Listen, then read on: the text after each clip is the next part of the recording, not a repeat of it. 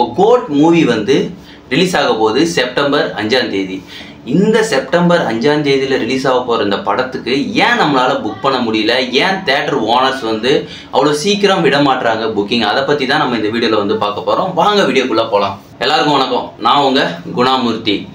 Code movie, கோட்டாக இருக்கட்டும் Leo, எந்த ஒரு திரைப்படமாக இருக்கட்டும், அதில் குறிப்பாக வந்து தளபதி விஜயோட திரைப்படத்தை வச்சு தான் வந்து நிறைய பேர் வந்து கல்லா கட்டிக்கிட்டு இருக்காங்க அப்படின்னு சொல்லணும். ஏன் சொல்கிறேன் அப்படின்னா, இப்போ ஒரு படம் வந்து ரிலீஸ் ஆகுது, இந்த கோட் மூவியே வச்சுப்போம். இந்த கோட் மூவி வந்து ரிலீஸ் ஆகிறதுக்கு முன்னாடியே ஒரு 4 டேஸ்க்கு முன்னாடியே புக்கிங்ஸ் வந்து ஓப்பன் பண்ணணும். பட் ஆனால் சில தேட்டர்ஸ் வந்து ஓப்பன் பண்ணுறாங்களா அப்படின்னு வந்து கேட்டால் கிடையாது. அதுக்கான ரீசன்ஸ் என்னென்ன அப்படின்றத நான் சொல்கிறேன். மொதல் ரீசன் வந்து பார்த்தோம் அப்படின்னா, ஏன் சீக்கிரம் விட மாட்டுறாங்க புக்கிங் அப்படின்னு வந்து பார்த்தோம் அப்படின்னா, இந்த தேட்டர் ஓனர்ஸ்க்கும் டிஸ்ட்ரிபியூட்டர்ஸ்க்கும் பேச்சுவார்த்தை நடக்கும். அதாவது அந்த படத்தை வந்து வாங்கும்போது எங்களுக்கு நீங்கள் இவ்வளோ கமிஷன் தரணும், உங்களுக்கு நாங்கள் இவ்வளோ தரணும் அப்படின்ற மாதிரி பேச்சுவார்த்தை நடக்கும். 30%, 40% இந்த மாதிரி லாபம், அதை வச்சு வந்து அவங்க பேசிக்கிட்டு இருப்பாங்க.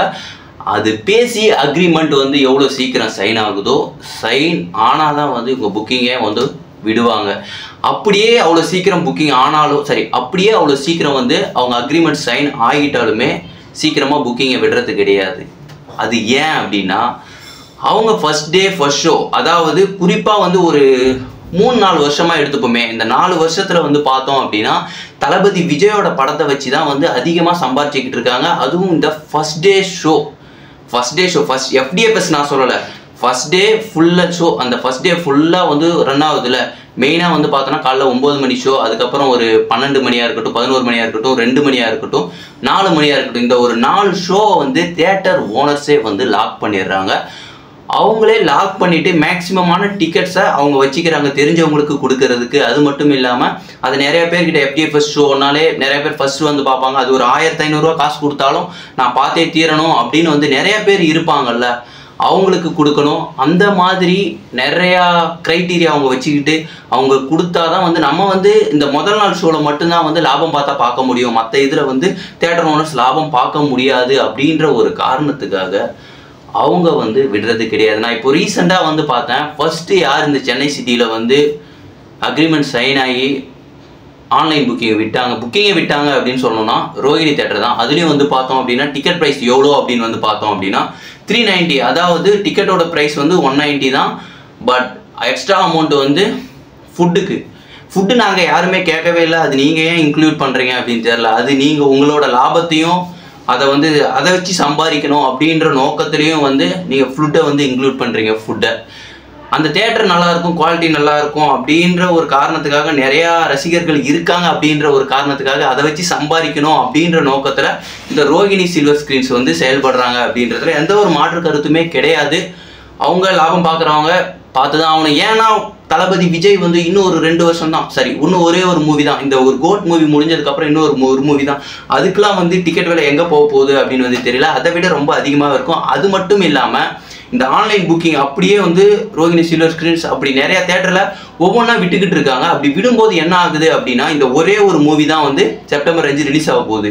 ஸோ அதனால் ஒவ்வொரு டேட்டில் வந்து மொத்தமாக ஒரே நேரத்தில் எல்லா தேட்டர் ஓனர்ஸும் விட்டால் பரவாயில்ல. நான் தான் சொன்னல, இந்த அக்ரிமெண்ட் சைன் ஆகிறதுக்கு டிலே ஆகுதுன்னு சொல்லிட்டு யாருக்கு எவ்வளோ சீக்கிரம் முன்னாடி அக்ரிமெண்ட் சைன் ஆகுதோ அவங்க தான் முன்னாடி விட்டுட்டு இருக்காங்க, அதுக்கடுத்து பின்னாடி வந்துக்கிட்டு இருக்காங்க. அப்படி ஆகும்போது என்ன நடக்குது அப்படின்னா, இந்த book my show, ticket new ஆப்பில் ஒட்டு மொத்தமாக எல்லாரும் ஒரு லட்சக்கணக்கான பேர் வந்து அந்த ஆப் ஓப்பன் பண்ணும்போது புக்கிங்கும் வந்து செயல்படாது. இதுவும் ஒரு காரணம்.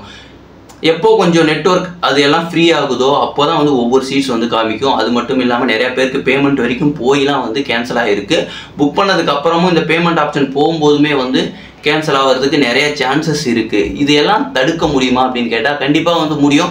ஏன்னா இன்னும் ஒரு 4-5 படம் வந்தது, இது கூடயே வந்து இன்னும் 2 படம் வருது அப்படின்னா அந்த படத்துக்கு வந்து நிறையா பேர் வந்து போவாங்க. இப்போ எக்ஸாம்பிளுக்கு வந்து தளபதி விஜயோட படமும் தலையோட படமும் வருது அப்படின்னா அந்த தலை படத்துக்கு சில பேர் வந்து போவாங்க. சரி இந்த படத்தை பார்த்துட்டு வந்து பார்த்துக்கலாம், இதுக்கு நமக்கு டிக்கெட் கிடைக்க மாட்டேங்குது, இதுலேயும் கிடைக்க மாட்டேங்குது அப்படின்ற மாதிரினா மாறி வந்து பார்ப்பாங்க. ஸோ அதனால் இப்போது செப்டம்பர் 5ஆம் தேதி ஒரே ஒரு படம் தான் ரிலீஸ் ஆகுது. ஸோ அதனால் வந்து இந்த மாதிரியான வேலைகள்லாம் நடந்துக்கிட்டு தான் இருக்கும். நிறைய அந்த முதல் நாள் ஷோவை வச்சு தியேட்டர் ஓனர்ஸ் நிறைய சம்பாதிக்க பிளான் பண்ணியிருக்கிறாங்க. அதுதான் வந்து உண்மை.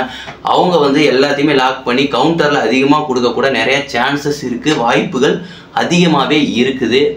அண்ட் தென் அது மட்டும் இல்லாமல் நிறைய பேர் ஆன்லைனில் புக் பண்ணவங்களும் என்ன பண்ணியிருக்காங்கன்னா, இப்போது ஒரு ஆள் புக் பண்ணுறாங்க அப்படின்னா ஒரு டிக்கெட்டோட நிறுத்திக்க மாட்டாங்க. அவங்க வந்து 4-5 டிக்கெட், அதாவது FDFSல ஓப்பன் பண்ணாலுமே சரி, அவங்க தேட்டரில் போய் வாங்கினாலுமே சரி, அவங்க வந்து புக்கிங்கில் போய் புக் பண்ணும்போதும் சரி, தேட்டரில் 4-5 டிக்கெட் வாங்கி என்ன பண்ணுறாங்க அப்படின்னா, அவங்க ஒரு 500, 600, 700, 800, 1500 ரூபா வரைக்குமே வந்து வித்துட்டு இருக்காங்க பிளாக்ல. இதுவும் நடந்துக்கிட்டு தான் இருந்துக்கிட்டு இருக்குது காலங்காலமாக. இன்னும் வந்து பல தேட்டரில் விடவே கிடையாது.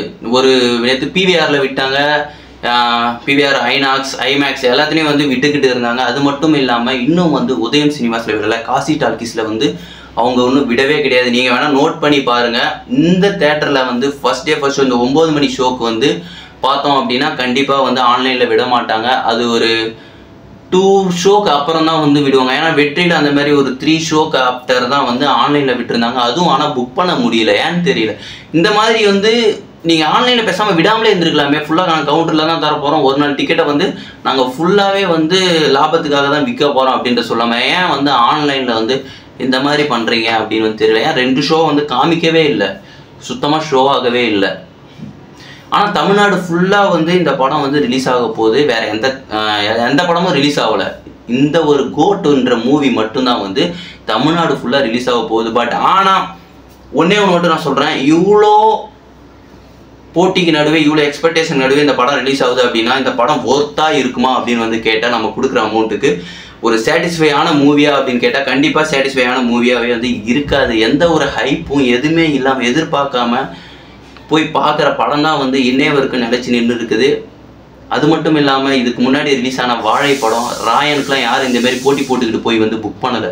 இந்த படமே எல்லாமே நல்லா தான் இருந்தது, வாழையும் சரி ராயனும் சரி. பட் இது ஆனால் நல்லா இருக்குமா அப்படின்னு வந்து கேட்டோன்னா கண்டிப்பாக வந்து நிறைய நெகட்டிவ் கமெண்ட்ஸ் வரும். பாசிட்டிவ் கமெண்ட்ஸ் வந்து ஒரு மூவி வந்து ஜஸ்ட் ஒரு என்டர்டெயின் பண்ணுறாங்க, சரி ஓகே சுமாரான படம் தான் அப்படின்னு தான் வந்து சொல்லிட்டு போவாங்க அப்படின்றது என்னோட கருத்தாக இருக்குது.